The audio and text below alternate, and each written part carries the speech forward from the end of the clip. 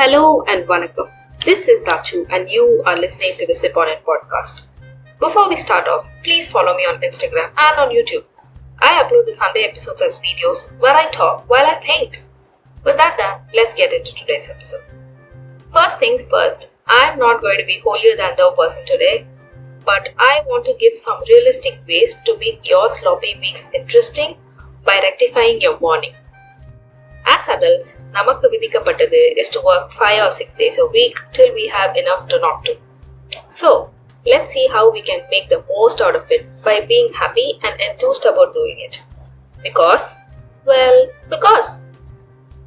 Before we start, remember that we cannot be productive the entire 8 or 9 hours a day.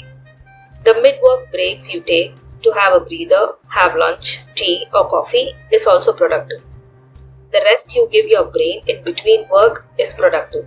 And on top of it, it's okay if you're not productive the entire week. Now, let's start the day the previous night. Do you have a set sleep time?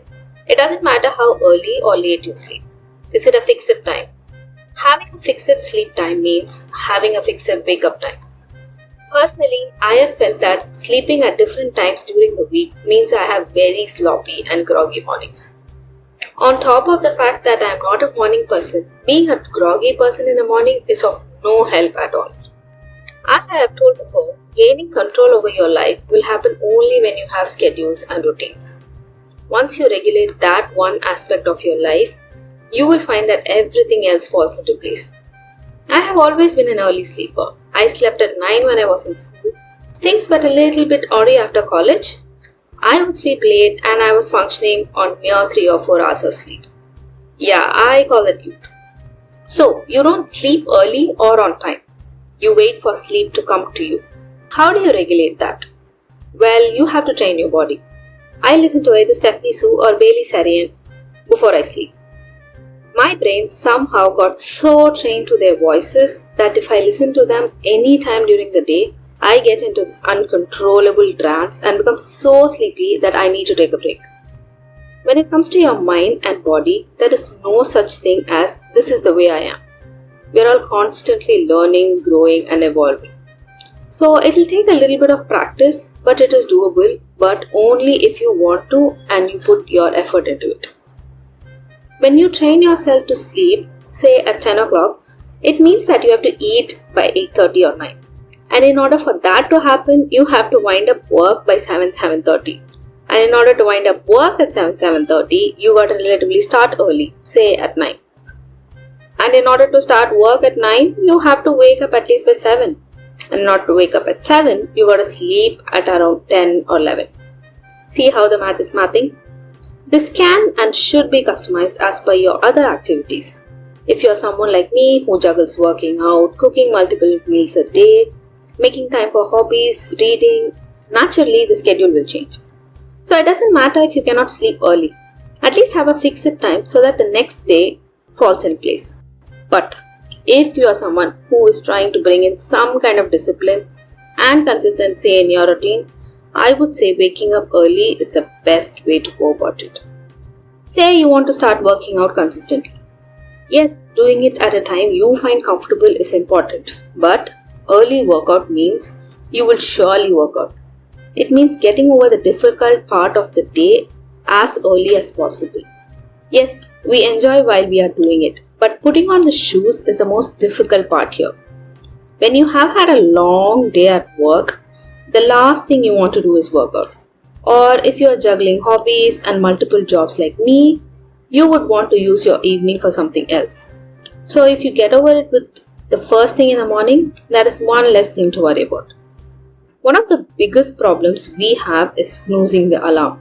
I do it, you do it, and we all do it. Over the years, I have done some ridiculous code hacks to overcome it. I have left my mobile a few feet away from me so that I have to walk to switch off the alarm. The most stupidest way was to leave your phone in the bathroom. There have also been times when I forced myself to sleep because my body needed it. I recently found an app called Alarmy. It gives you math problems to solve in order to stop the alarm. It is pretty extreme, but it gets the job done. By the time I'm in the third one, my brain is up and running. There is no going back to sleep. Although I did sleep a couple of times after solving it. The body will take the rest when it needs it. The one thing you need to remember is try not to be perfect. Whether it is working out or skincare or even cooking for that instant, it is not necessary to do it 7 days a week for it to be successful. I know I talk like I have everything sorted, but I am not consistent. Wait, no. I am consistent, but I have a time limit to ensure I don't feel burnt out. My workout goal is set as 5 days a week and go on outdoor walks 3 days a week minimum. Even my skincare routine is set for 5 or 6 days a week. I don't push myself to the brim of giving up.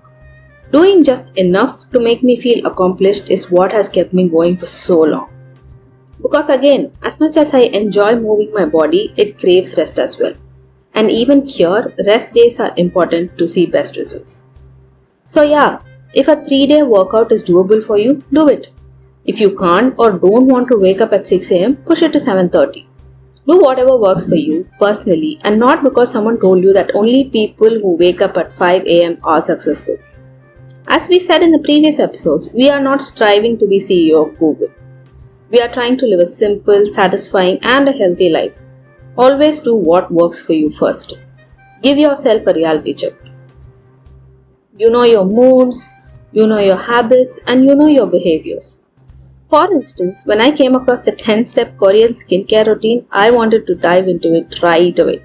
But I stopped myself and asked, "Kulirumbodhu mattume moonchi kaduvra unakku idellam thevaya gopi?"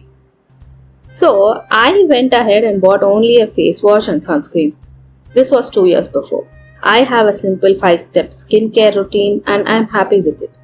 It works. I do it 4 to 5 times a week. I reap the benefits. Good to go.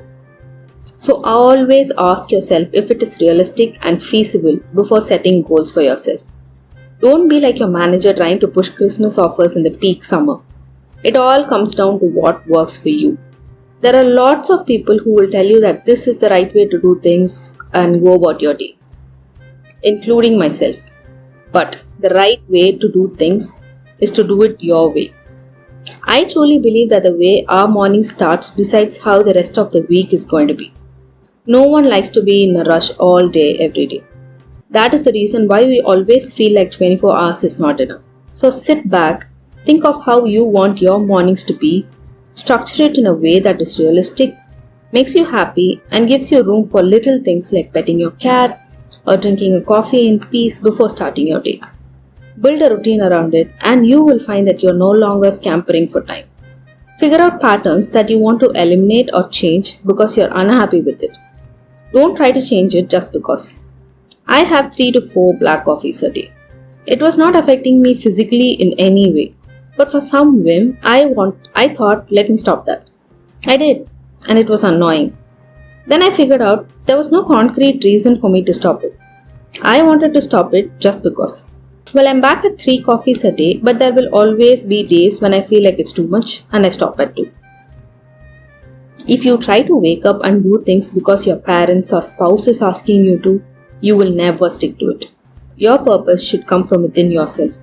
This is also the reason why many fitness goals fail. We do it for validation and to impress others. We don't do it for ourselves. So sort out your morning. As an adult, the most impressive thing you can do to keep yourself sane and happy is to be boring. Do the same things every day. Build a routine and trust me, there will always be one part of your life that feels sorted. And with that, we are coming to the end of this episode. I will let you sip on it and see you in the next one. Bye!